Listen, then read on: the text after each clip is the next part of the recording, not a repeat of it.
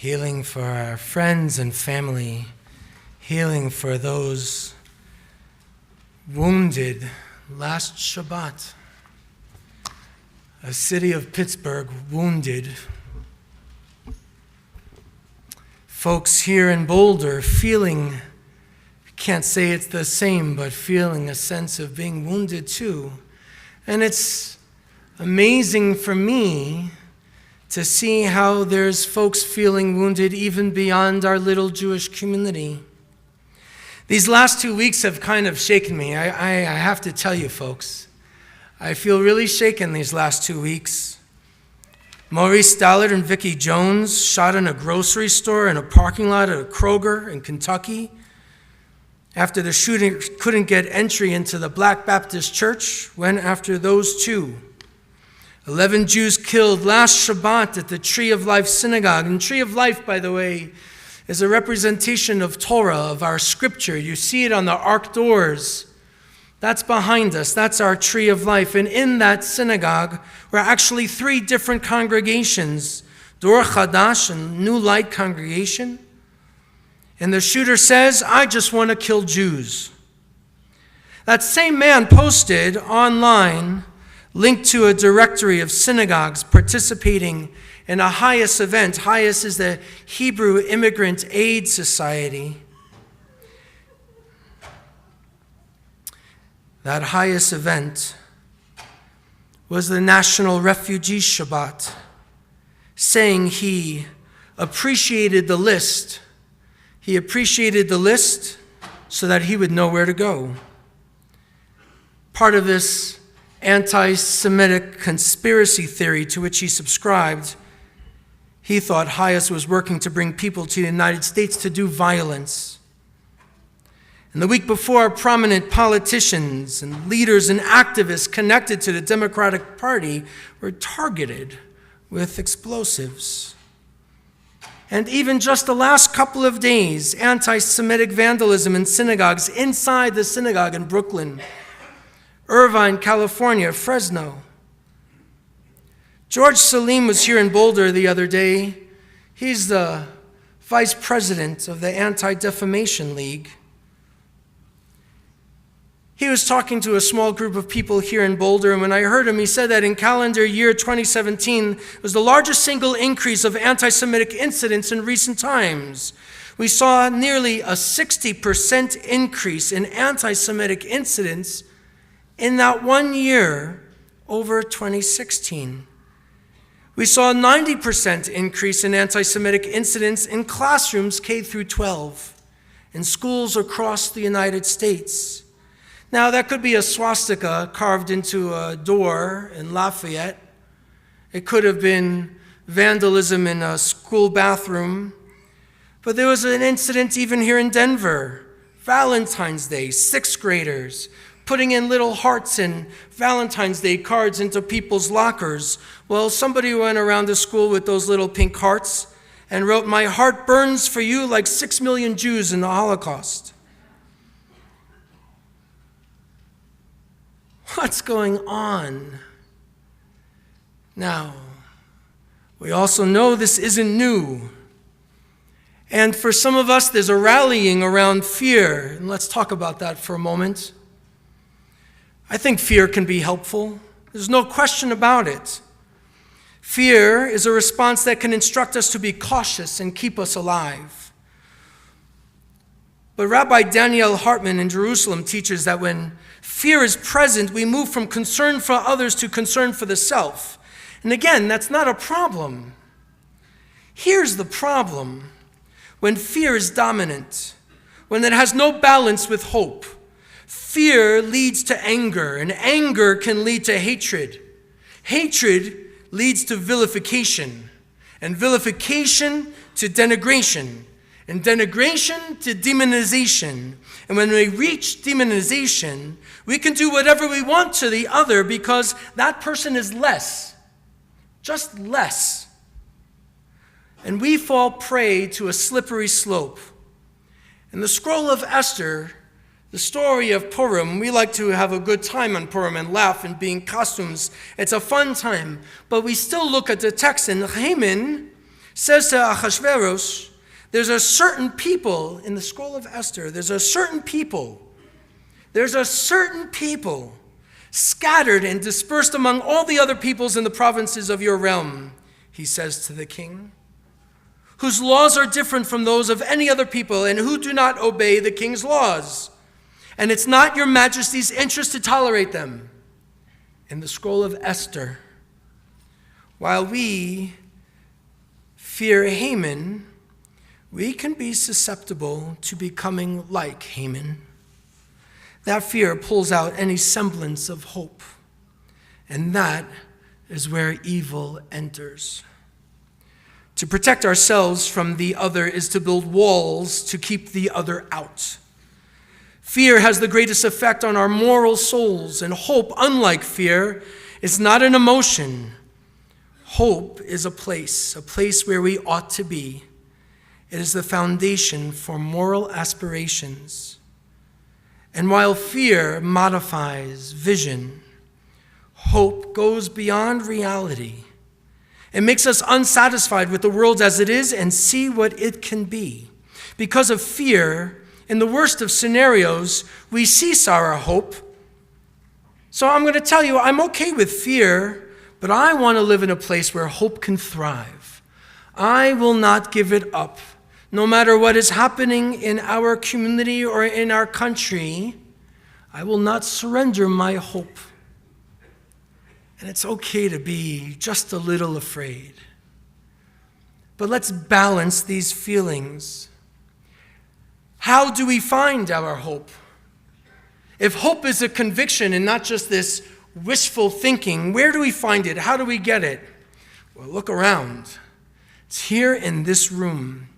This is where we build reservoirs of hope with other institutions of faith and justice. But just this one room tonight, you're not all my congregants. I don't know if you've noticed this.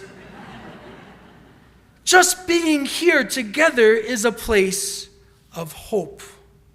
And with our values and our truths passed down from generation to generation to generation until you get into this room, no matter who gave you those values, that's important. And that's where I have hope.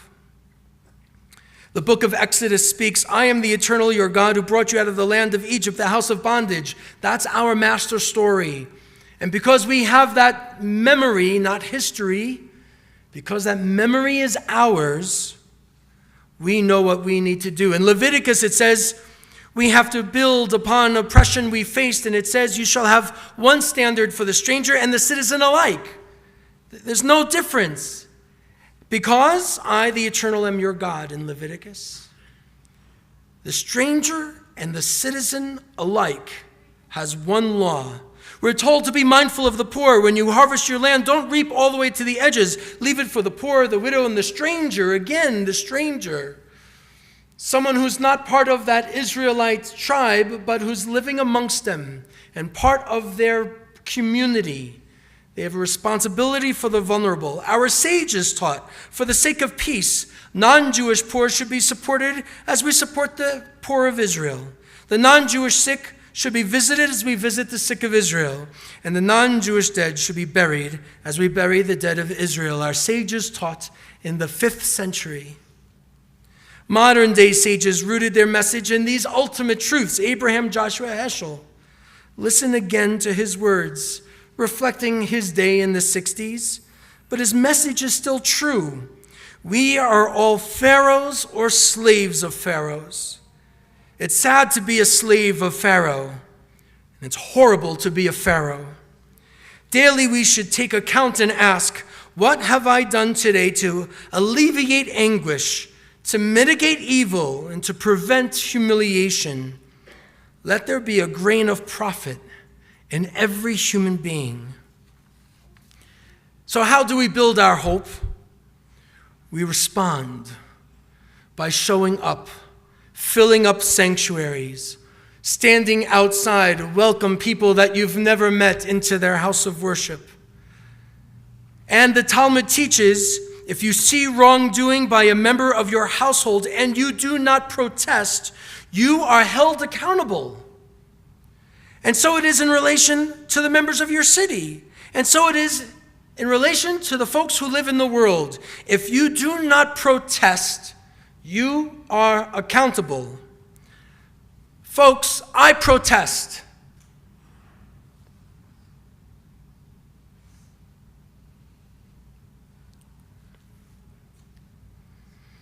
I'm tired of giving this sermon. I protest. A couple of years ago, I shared a message with you with other Reform rabbis all around the country. And this is what I said on Yom Kippur. Not the last one, the one before that. You might have been sleeping in that one. That's okay. What I shared with you is you cannot dehumanize, degrade, and stigmatize whole categories of people in this nation. Every Jew, every Muslim, every gay, transgender, disabled, black, brown, white, woman, man, and child is beloved of God and precious in the Holy One's sight. We the people, all the people, are created b'tselem Elohim, in the image of the divine. All the people are worthy of life, liberty, and the pursuit of happiness, all the people. So we need to be intolerant of intolerance. We've said it before. We have to be impatient with hatred. We have to meet our neighbors and begin new conversations. We have to enact laws and create systems that respond to the most vulnerable among us. And I believe our Torah is a blueprint for our human moral and spiritual potential. And so we show up and we're here again. Now, I know that some of us are afraid. Parents are calling us. Can I bring my kid to religious school? Is it safe, Rabbi? What should I say? I'm not going to overpromise. I think driving and texting is more dangerous. And I will not yield my hope. And I will not give up our truths. And I believe that this sacred place is going to be a safe haven for whomever wants to enter. And so we're here. I'm not going to pass and pretend I'm not Jewish. And I'm not going to encourage you to tuck in your Stars of David in your shirts. I think we need to find our own ways. And I get it if we're feeling inhibited. You're clearly not, because you showed up and you're here. And that is incredible. I think the best remedy to confront our fears with the inspiration of how Judaism and Jews have contributed to a beautiful, creative, dynamic world. As much as I'm not willing to give up our hope, I'm not going to give up the power and beauty of creation, our community, the United States of America, or this world. We have gifts to share.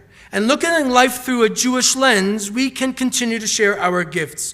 How we are committed, devoted to bringing everyone we can out of the Egypts through encounters of truth and love and, yes, God's presence in our lives. What can we do? We send our kids to religious school. We support the Anti-Defamation League or Southern Poverty Law Center or the Hebrew Immigrant Aid Society, HIAS, or any other organization. We send a gift to the Our Victors Terror Fund at the Jewish Federation of Greater Pittsburgh, help those directly affected by this unspeakable violence. We urge Congress to enact a No Hate Act, legislation designed to improve training in response to hate and violence. We feed the hungry. Thanksgiving's coming up. Our freezer is bare. We need you to bring your gifts. Bring that food. Show the Jewish community is here and strong, is going to feed the hungry in our midst. And we're going to pray. And we're going to sing. We're going to love. And we're going to extend our hands to people that we've never, ever met. Some friends are going to come up and share some words. There's a poem I want them to read. It's called My Name is Jew, and I Want My Name Back.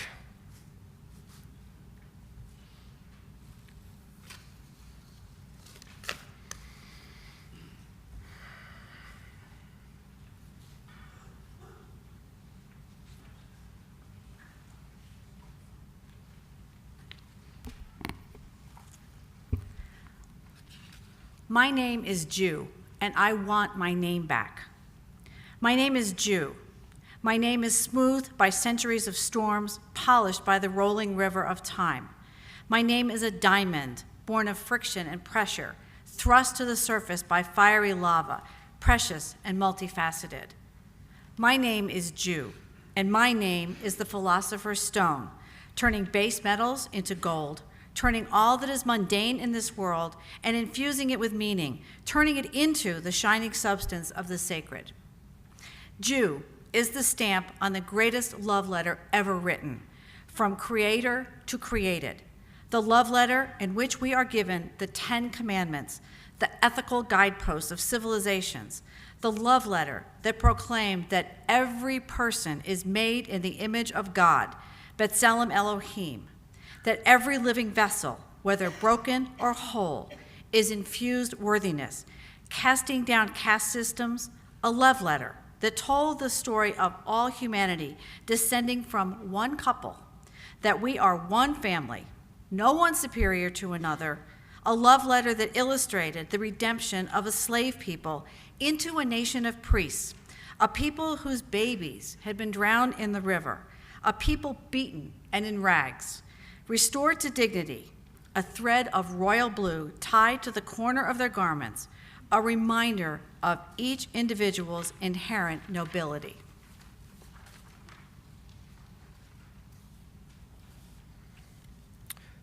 Dear humankind, here is Shabbat, the world's greatest religious gift, a day upon which the flower and the gardener stand as equals to one another. Day of peace, of rest, of family, of vision of a future world. Enjoy. Sincerely, Jews. Dear humankind, I have put my rainbow in the clouds, and it will be the sign of the covenant between God and the world. Sincerely, Jews. Dear humankind, love your neighbor as yourself. Sincerely, Jews. Dear humankind, welcome the stranger in your midst. Sincerely, Jews. Dear humankind, let my people go. Sincerely, Jews. Dear humankind, give me your tired, your poor, your huddled masses yearning to breathe free, the wretched refuse of your teeming shore. Send these, the homeless, tempest-tossed to me. Sincerely, Jews.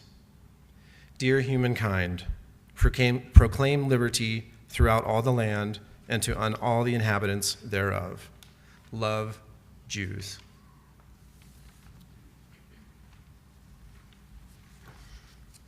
I want my name back. Jew means championing what is arguably the single most revolutionary concept in human civilization, monotheism, one God, a universal moral code of conduct. Jew means having partnership with the divine for the repair of our broken world, tikkun olam. Jew means helping the other is my responsibility during my lifetime. Jew means confessing my shortcomings and striving to better myself. I want my name back. My name is Jew. Rabbi Jonathan Sacks wrote, I am a Jew because, though at times we suffered the deepest poverty, we never gave up on our commitment to helping the poor, or rescuing Jews from other lands, or fighting for justice for the oppressed. I am proud to belong to the people, Israel, whose name means one who wrestles with God and with man and prevails. For though we have loved humanity, we have never stopped wrestling with it. Challenging the idols of every age, and though we have loved God with an everlasting love, we have never stopped wrestling with God, nor God with us. I am proud to be part of a people who, though scarred and traumatized, never lost their humor or their faith, their ability to laugh at present troubles and still believe in ultimate redemption. I want our name back, the name of a people whose father Abraham was not afraid to raise his voice to God and ask, Will not the judge of all the earth do justly? The name of a people whose prophet Isaiah said, "Is this not the fast I chose? To undo the fetters of wickedness, to let the oppressed go free, to share your bread with the hungry, to clothe the naked?" Elie Wiesel said that being a Jew means not seeking to make the world more Jewish, but more human. I want our name back, with all of its sweet charoset and biting horseradish, its chutzpah and its menschlichkeit. To be a Jew is to be a poet, to derive meaning from the stone and the brook, to be an artist, the community your canvas, to dance with the cycles of the moon, to be in tune with the seasons. To be a Jew is to know how to sow in tears and reap in joy, to make a song out of sighing, to make light out of shadows. To be a Jew is to be called, to stand up for justice, to collect the shards of a broken world and build and rebuild. To be a Jew is to be hope, hatikva, a miracle, to defy hate. To be a Jew is to be a soldier for ethics, strident and courageous, manly and virile, womanly and strong.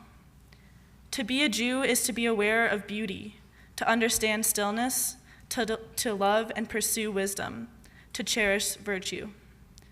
To be a Jew is to be passionate, to have a vision and a voice and a bone to pick with God. To be a Jew is to be in relationship, I and thou, here and now.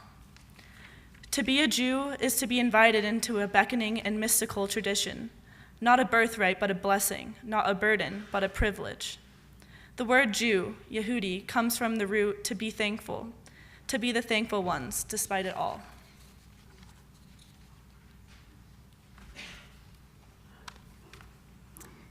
To be a Jew is to know how precious it all is, how much there is to be thankful for, how much more needs to be done, to be partners with God and to take our work seriously, how far we have to climb, how tedious, but how glorious the journey. To be a Jew is to take our most precious treasure, our Torah, and place it into the hands of our 13-year-olds and say, "You, with your fresh eyes and your pure heart, we trust you to lead us." I want to take our name, Jew, and rinse it in a desert well, wring out its tears, mend its tears, hang it on an olive branch in the God shine, spread it out like a chuppah under which we renew our covenantal vows, spread it out like a solar panel, its renewable energy charging through our veins, spread it out like wings as we soar skyward for a bird's eye view, spread it out like a parachute as we come in for the landing, wrap it up like a comforter when in need of embrace, wear it like many-colored coat. Jew is the rainbow, the sign of the covenant between God and the world. Jew is the rainbow, the ark, and the dove. I pluck our name out of the carnivorous claws of self-destructive world and bathe in its light for a moment before the blast of the shofar interrupts our basking and we are called back out into that calamitous world, meager tools in our pockets, delegates of the divine, charged with the task against all odds to help make things a little better for somebody else. Jew literally means thankful one. On this holiest of days, let us reclaim the essence of our name. Baruch atah Adonai, she'asani Yisrael. Blessed are you, Adonai, who has made me a Jew. Thank you, she'asani Yisrael. Baruch atah Adonai, she'asani Yisrael. Blessed are you, Adonai, who has made me a Jew.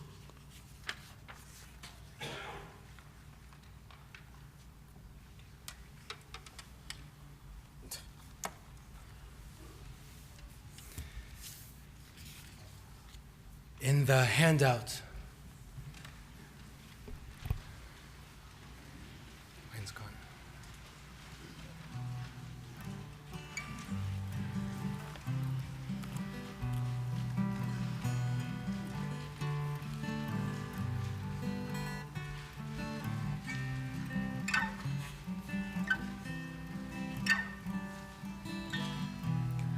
Oh, sweet Spirit, hear my prayer. Help these words heal someone out there.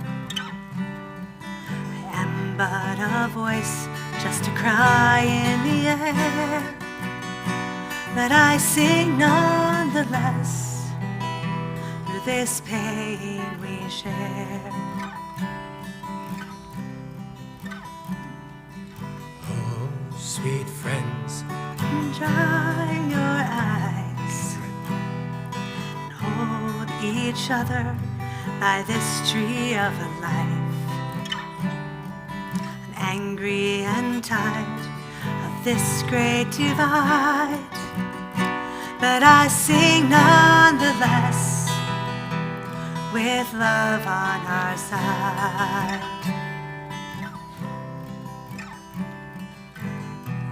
Sweet souls who feel broken now will heal together somewhere, somehow. Time and again we have been let down, but we sing nonetheless, still whole and still proud. Oh, sweet Spirit, hear my prayer. Help these words heal someone out there.